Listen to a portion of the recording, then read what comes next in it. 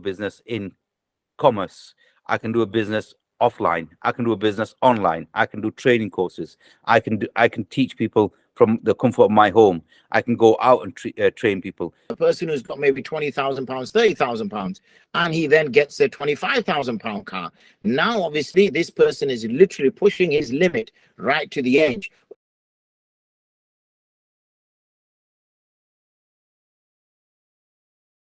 Creating wealth with intent, and that intent is a good intent and it's a clear intent.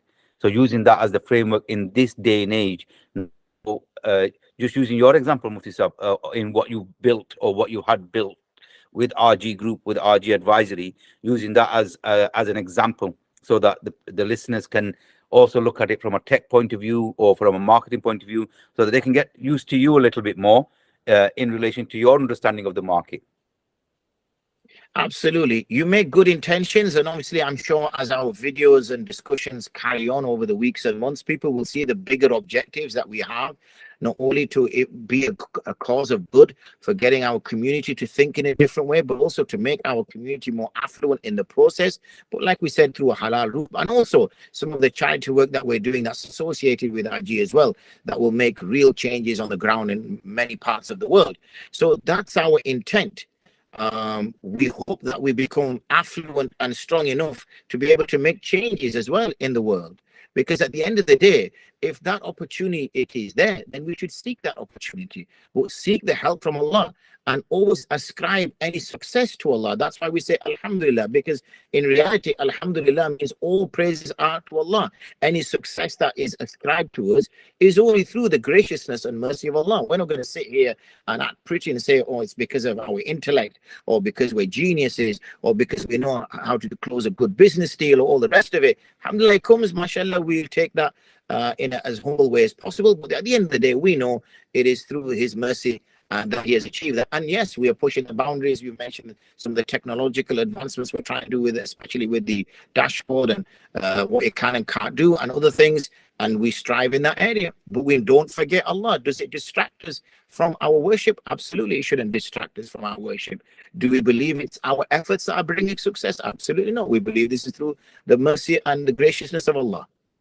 Yeah. So like you're saying there, in this day and age, apps are a thing that people like to build. Software is a thing that has become, and it's become much more accessible for people to get into business now in this day and age, not just with modern technology, but our communities, as we become a lot more acclimatized to our environment, that we're starting to see that, oh, I can do a business in commerce. I can do a business offline. I can do a business online. I can do training courses. I can teach people from the comfort of my home. I can go out and train people, Muslim males and females, and the environment is opening up. And like you're saying there are some very good examples of people within our communities who are living a great lifestyle. And it's not israf, is it? Just because what happens is that you'll find people who may not have been blessed, is not the word, may not have been given the capability to live or have a great car, have a Rolls Royce, have a 5-bedroom house or a 12-bedroom house or a 15-bedroom purpose-built mansion. The person who's got the 10-bedroom or 12-bedroom and the purpose-built mansion, is that person a wrong person, or is that person just living the bounties that he's received? If a person, for example, is worth £2-3 million, £4 million, £5 million, that's what he's worth, and he has a £30,000, £40,000, £50,000 car, and the reason why he has that car, because he wants a car which is reliable, comfortable, with all the features he wants inside of it, so that he can say wherever he's going, drive around. Why would that be considered as israf in the case where he's got that kind of money? Turn that around, a person who's got maybe £20,000, £30,000, and he then gets a £25,000 car. Now, obviously, this person is literally pushing his limit right to the edge. What's his niyyah? Why is he doing this? He's doing this because he's seeing his next door neighbor or his brother who's a far better job than he has, who's more, he's earning more than he is, but he just feels he's got to compete with him because he's just going to get laughed at, isn't he, when he parks his £2,000 car up next to his. So now you see the near has changed, the dynamics has changed. So this is all about that internal battle, but also in this other way. So israf would come when someone is spending superfluously, and beyond his abilities, and also spending extravagantly what Allah subhanahu wa ta'ala has given him in terms of his rizq, in the sense that literally all is being used in a way which he has no purpose for. So if mashallah he buys a 10-bedroom house or something, and it's only him and his wife, and the question then comes up is, okay, what is this brother using the other 9 bedrooms for?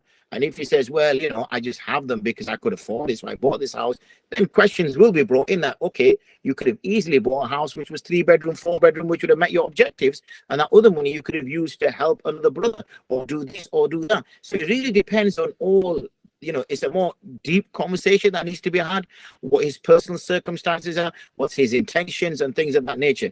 Having said that, the last point that you raised there, when Allah subhanahu wa ta'ala has given bounties, there is, in fact, we are encouraged that we should proclaim the bounties, but we live within our means. What we're seeing is that people who have low means are trying to now live this lifestyle of this other brother who Allah, alhamdulillah, Allah subhanahu wa ta'ala has blessed. And they're trying to compete. And now this is wrong, because if Allah's blessed this brother, make dua for him.